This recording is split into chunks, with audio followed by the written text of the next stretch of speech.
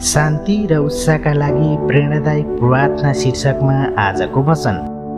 के तपाईँको मन थकित छ? के तपाईँ यति भारी महसुस गर्दै हुनुहुन्छ कि बोल्न सक्नुहुन्न? जब तपाईँको मन निराश हुन्छ, आँसु बग्छ, शान्ति हराउँछ, आँसु लुकाउने ठाउँ हुँदैन, शान्ति टाढाको जस्तो लाग्छ, आजको वचन तपाईँको लागि हो। आजको वचन जुन तपाईँको हृदयलाई छुनेछ र तपाईँलाई सम्झाउनेछ कि तपाईँ एक्लो हुनुहुन्न। आजको वचनले तपाईँको हृदयलाई सान्त्वना दिनेछ। पवित्र धर्मशास्त्र बाइबलमा आधारित मिठो वचन जसले तपाईँलाई पूर्ण आशा, विश्राम र प्रेम अनुभूत गराउँदै तपाईँसँग प्रभुको सामिप्यता ल्याओस् भन्ने हाम्रो चाहना छ। आजको समाजमा जसले विश्वासको यात्रामा अनेक सङ्घर्ष भोग्दै हुनुहुन्छ, विशेष गरी तिनीहरूका लागि जो यीशु ख्रीष्टप्रति विश्वासका कारण समाजमा अपमान, अस्वीकार या यातना सहनु परेको छ। संसारले हामीलाई अस्वीकार गरे पनि परमेश्वरले कहिल्यै साथ छोड्नुहुन्न। प्रेरणादायक बाइबल सत्यहरू यी हुन् जसलाई हामी लिन सक्छौँ।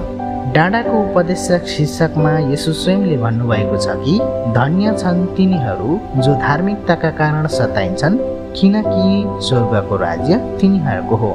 हामीले देख्यौँ दानिएल शेरको गुफामा हालिए तर परमेश्वरको हातले उनलाई बचाए। सद्रक, मेशक र अबेदनगो आगोको भट्टीमा फ्यालिए तर परमेश्वर स्वयं तिनीहरूसँग थिए। पौल र सिलास जेलमा थिए तर परमेश्वरको स्तुति गर्दा भुइँ काप्यो र तिनीहरू मुक्त भए। आज हामीसँग पनि त्यही परमेश्वर हुनुहुन्छ जसले त्यति बेला रक्षा गर्नुभयो र आज पनि गर्न सक्नुहुन्छ। हो, पीडा आउन सक्छ तर त्यो हामीलाई भत्काउन होइन, तोड्नलाई होइन, परिमार्जन गर्नलाई हो। हाम्रो विश्वासको अग्नि परीक्षाले अन्ततः हामीलाई शुद्ध र पवित्र तुल्याउनेछ। प्रिय मित्रहरू, हताश नहुनुहोस्, तपाईँ एक्लो हुनुहुन्न, किनकि येशूले भन्नुभयो, मैले तिमीहरूलाई यी कुरा यस हेतुले भनेको छु कि ममा तिमीहरूलाई शान्ति होस्। संसारमा तिमीहरूलाई सङ्कट हुनेछ तर साहस गर, मैले संसारलाई जितेको छु। त्यसै कारण आज तपाईँ जुनसुकै अवस्थामा हुनुहुन्छ, परमेश्वर तपाईँको साथमा हुनुहुन्छ भन्ने कुरा नबिर्सनुहोस्। उहाँ तपाईँलाई देखिरहनु भएको छ, सुन्नु भएको छ र समय आउने बित्तिकै न्याय पनि गर्नुहुनेछ। किनकि लेखिएको छ, परमप्रभुको विरोध गर्नेहरू चकनाचुर पारिनेछन्। उहाँ स्वर्गबाट तिनीहरूको विरुद्धमा गर्जनुहुनेछ। पृथ्वीको पल्लो छेउसम्मै परमप्रभुले न्याय गर्नुहुनेछ। उहाँले आफ्ना राजालाई शक्ति दिनुहुनेछ र आफ्नो अभिषेक जनको सिंह उच्च पार्नुहुनेछ। अब आउनुहोस् शान्ति र उत्साहका लागि प्रेरणादायक प्रार्थनामा। हे अनुकारी परमेश्वर, तपाईँको वचनमा लेखिएको छ, सबै कुरा एक समयका लागि छन्। आकाश मुनि हरेक कार्यको लागि निश्चित समय छ। त्यसैले त हामी बुझ्दछौँ जीवनका आरोह र अवरोहहरू तपाईँको नियन्त्रणमा छन्। हाम्रो दुःखको पनि अर्थ छ र तपाईँको समय सधैँ उत्तम हुन्छ। हे प्रभु परमेश्वर, तपाईँ हाम्रो शरणस्थान र बल हुनुहुन्छ। तपाईँले सधैँ हाम्रो सहायता गर्नुहुन्छ। त्यसैले त जब हाम्रो मन निराश हुन्छ, हाम्रो आत्मा थाक्छ, हामी तपाईँको वचन समातेर भन्न चाहन्छौँ, परमेश्वर हाम्रो शरण स्थान र बल हुनुहुन्छ। उहाँ सधैँ हाम्रो सहायता गर्नुहुन्छ।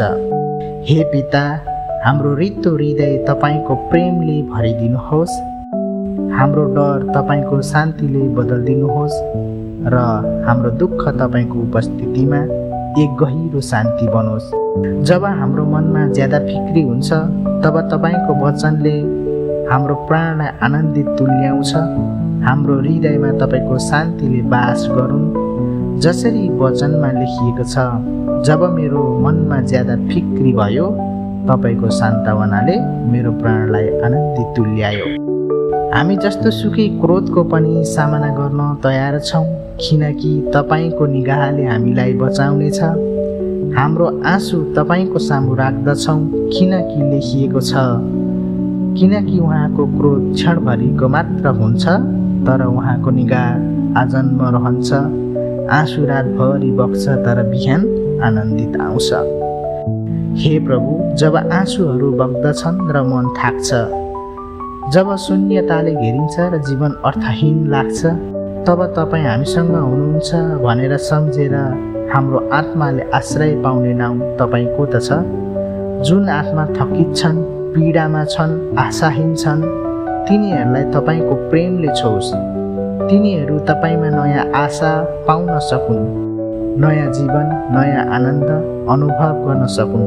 किनकि तपाईँले नै भन्नुभयो, हे सबै थाकेका र बोझले दबिएका हो, म कहाँ आऊ, म तिमीहरूलाई विश्राम दिनेछु। हे प्रभु, हाम्रो समय भने जस्तो भएन भनी हामी डगमगाउनौँ। तपाईँसँगै प्रार्थनामा हाम्रो पुकार सुनाउँछौँ र सही समयको प्रतीक्षामा रहनेछौँ। अनि हामी तपाईँको शान्तिमा विश्राम लिन्छौँ, किनकि तपाईँले भन्नुभयो, सबै कुराका लागि समय छ, आकाशमुनि सबै कार्यको लागि बेला छ। जन्मने र मर्ने, रोप्ने र उम्रने, मार्ने र निको पार्ने, भत्काउने र बनाउने, रुने र हाँस्ने, शोक गर्ने र नाच्ने, अँगाल्ने र अलग गर्ने, खोज्ने र छोड्ने, राख्ने र फ्याल्ने, च्यात्ने र मर्मत गर्ने, चुप लाग्ने र बोल्ने, प्रेम गर्ने र घृणा गर्ने, युद्ध गर्ने र मेलमिलाप गर्ने एउटा समय छ। आमेन। आजको बसाइमा हामीले पवित्र धर्मशास्त्र बाइबलको मत्ती 5 अध्यायको 10 पद, पहिलो सामुएल 2 अध्यायको 10 पद, सुसमाचार यूहन्ना 16 अध्यायको 33 पद, भजन सङ्ग्रह 46 अध्यायको 1 पद, भजन सङ्ग्रह 30 अध्यायको 5 पद, भजन सङ्ग्रह 94 अध्यायको 19 पद, मत्ती 11 अध्यायको 28 पद र उपदेशक 3 अध्यायको 1 पददेखि 8 पदसम्म समावेश गरेर प्रस्तुत गरेको छौँ। आजको वचनले तपाईँको मनमा शान्ति र आत्मामा उत्साह ल्याएको छ भन्ने हाम्रो विश्वास छ। शब्दको उज्यालो बाँडौँ, प्रेमको बानी बसालौँ। अझ धेरै यस्ता प्रेरणादायक सन्देशका लागि कृपया लाइक, सेयर र सब्सक्राइब गर्न नबिर्सनुहोस्। हामी फेरि अर्को प्रेरणाको साथ भेट्नेछौँ। त्यतिन्जेलसम्मका लागि शान्तिमा रहनुहोस्, विश्वासमा दृढ रहनुहोस् र आशामा उज्यालो बोकेर अघि बढ्नुहोस्। येशू ख्रीष्टमा तपाईँ सबैलाई अनुग्रह र शान्ति मिलोस्। आमेन।